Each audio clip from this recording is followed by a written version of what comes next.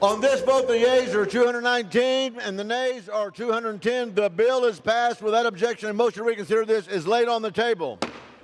Today, we kept that promise by passing the National Defense Authorization Act.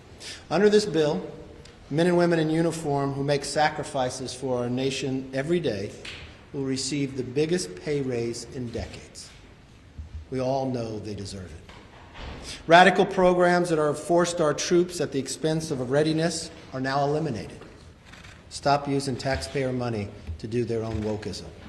A military cannot defend themselves if you train them in woke. We don't want Disneyland to train our military. We want our men and women in the military to have every defense possible, and that's what our bill does. We had many amendments that got into the NDA that expanded accessibility and availability of mental health care services for our military men and women.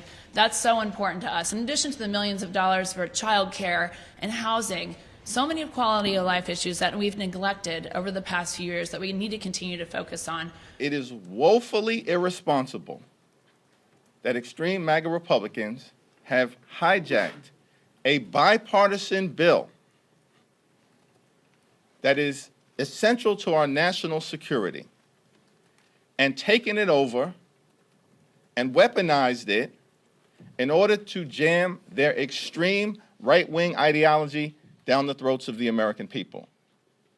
That's why they've used the National Defense Authorization Act to continue their march toward a nationwide ban on abortion care.